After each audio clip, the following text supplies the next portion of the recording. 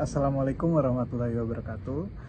Selamat sore teman-teman sekalian. Sebenarnya perkenalkan, saya Hanif Burmeli, mahasiswa hukum Universitas Esa Unggul yang saat ini masih mengampu pendidikan di Esa Unggul sebagai mahasiswa hukum semester 1 gitu.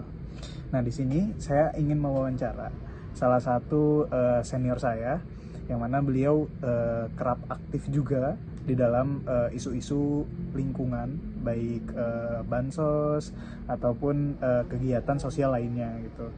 Nah, teman-teman, pada saat ini kita akan mewawancarai beliau mengenai isu kesehatan dan juga lingkungan yang sedang terjadi di sekitar kita. Nah, oke, Mas Bari, kalau yang kita lihat kan saat ini sedang terjadi bencana ya, saudara-saudara kita di Sumatera sana gitu. Berupa banjir bandang, dan juga di sana dari bencana tersebut menimbulkan kerusakan lingkungan dan juga tentu berpengaruh terhadap kesehatan masyarakat yang ada di sana. Nah, menurut Mas Bahri, dengan bencana kemudian lingkungan yang rusak, bagaimana sih cara manusia dalam seperti merecovery, memperbaiki lingkungan yang rusak karena bencana alam gitu. Oke, sebelumnya thank you so much nih buat Hanif udah mau menjadikan saya sebagai narasumbernya gitu, atau narasumber yang mau diwawancara. Kebetulan saya juga pernah beberapa kali ada pengalaman sebagai volunteering di kesukarelawanan di bidang bencana alam gitu. Nah, kalau yang aku yang aku pahami terkait isu yang sekarang Mas Hanif angkat, lingkungan dan kesehatan, sebenarnya itu faktor yang sangat melekat banget di antara kedua belah pihak itu gitu. Dimana ada lingkungan, ada juga kesehatan. Betul. Lingkungan yang sehat, kesehatan pun juga bakal sehat. Betul. Tapi kalau lingkungannya jelek, ya kesehatan pun bakal jelek gitu. Nah, kita lihat contoh yang sekarang yang terjadi di Sumatera, adanya dampak lingkungan yang tidak bijak gitu, masyarakat ataupun manusia untuk memanfaatkannya gitu. Terus gimana sih recovery-nya terhadap lingkungan yang sudah rusak seperti itu?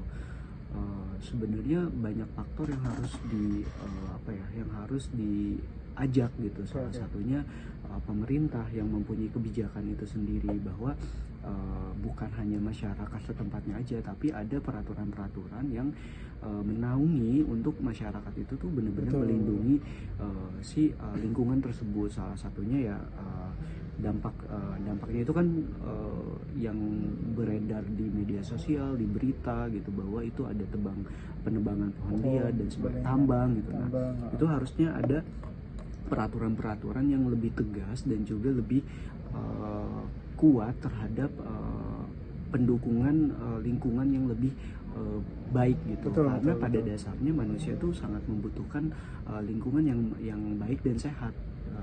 Itu berpengaruh banget untuk kesehatan si masyarakat itu sendiri. I see. Berarti untuk menanggulangi masalah ini, artinya kita memerlukan suatu regulasi ataupun peraturan yang bagus gitu ya. Betul. Agar manusia ataupun masyarakat di Indonesia ini lebih peduli lagi terhadap lingkungan gitu.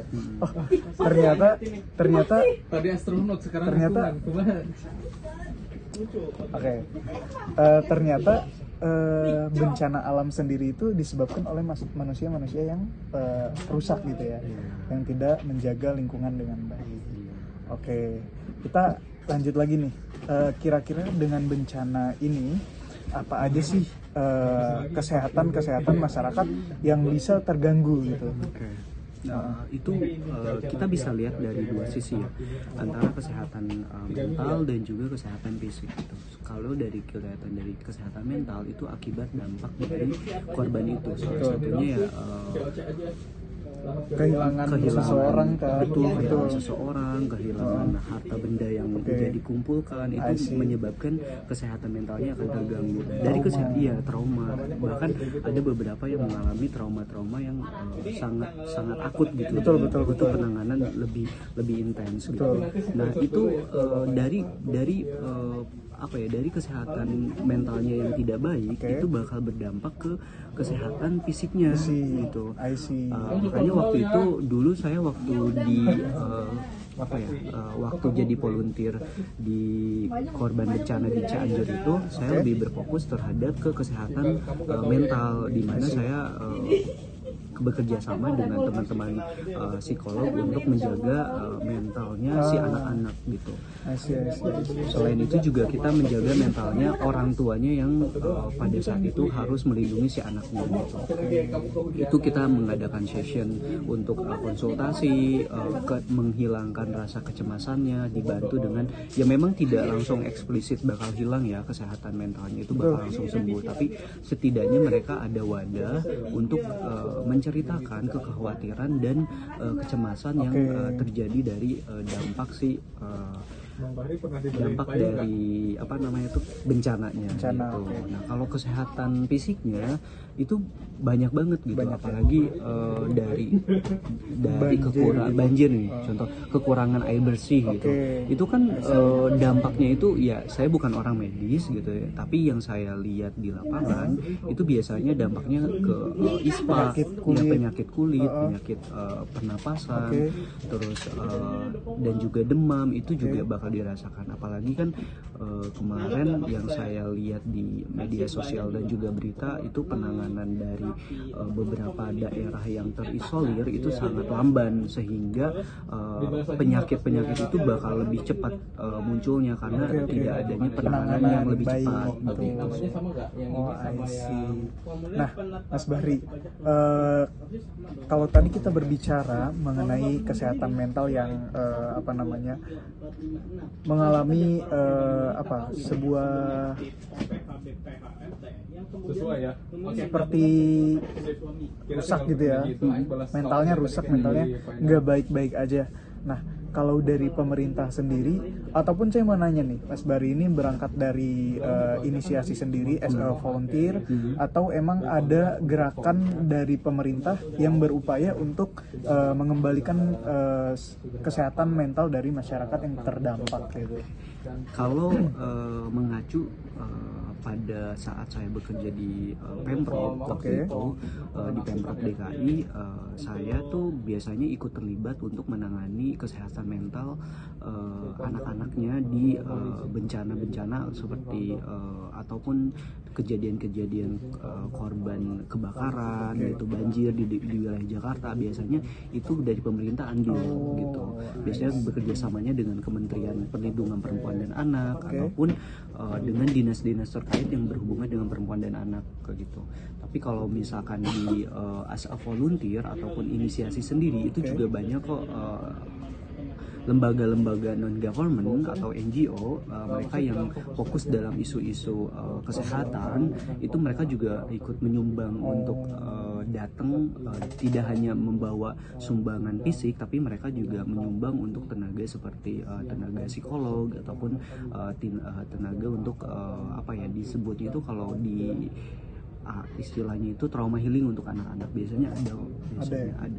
Oke, berarti pemerintah juga emang udah turut andil gitu dalam recovery terhadap kesehatan mental dan juga lingkungan gitu ya, terhadap korban bencana. Nah, tapi Mas Bahri, yang saya lihat di bencana yang sekarang nih, kalau yang kita dengar tuh pemerintah malah seolah-olah memperlambat ya proses recovery, proses bantuan sosial gitu. Yang mana menurut saya harusnya itu dipermudah gitu oleh pemerintah. Nah, menurut Mas Bahri sendiri itu gimana ini biar nggak terlalu tricky?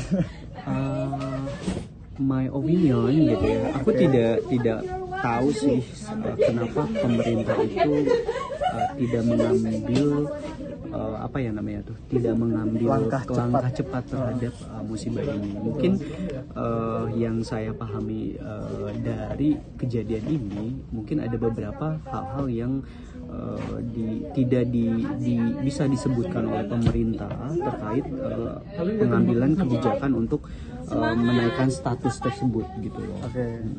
Tapi kalau misalkan dilihat dari kekecewaan, pasti sangat kecewa karena ternyata dampak dari bencana kemarin itu tidak hanya kecil tetapi melainkan besar gitu. Nah itu yang jadi kekecewaan masyarakat besar gitu. Kenapa pemerintah tidak menaikkan statusnya itu ke status darurat nasional. Karena misalkan kalau misalkan darurat nasional biasanya itu akan lebih mudah aksesnya untuk dari negara-negara luar untuk ikut membantu recovery terhadap penanganan bencananya gitu. Nah, itu yang sangat disayangkan sama masyarakat gitu. Tapi ya kita tidak tahu lebih jelas, dan saya sendiri pun tidak tahu kenapa pemerintah tidak mengambil kebijakan itu. Harusnya sih pemerintah kita mengambil maksudnya pasti ada pertimbangan di dalam pengambilan keputusan. Betul. Nah intinya nih manusia tuh ternyata harus jaga lingkungan ya, agar kesehatan manusia itu sendiri bisa terjaga juga gitu ya. Betul banget. Karena lingkungan yang sehat berdampak lingkungan yang baik berdampak terhadap kesehatan yang baik juga gitu. Jadi saling simbiosis, mutualisme sebenarnya antara lingkungan baik dan juga kesehatan. Nah, oke, seperti itu teman-teman, sedikit wawancara kita terkait dengan kesehatan dan juga lingkungan.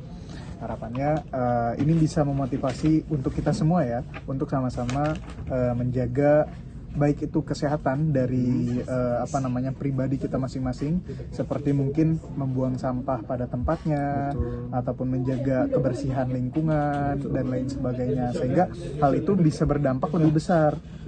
Nah, harapannya dengan hidup yang sehat, kita bisa bersama-sama saling jaga, menghindari dari bencana dan juga lain-lain. Seperti itu teman-teman. Intinya menjaga lingkungan, menjaga diri kita dari kesehatan.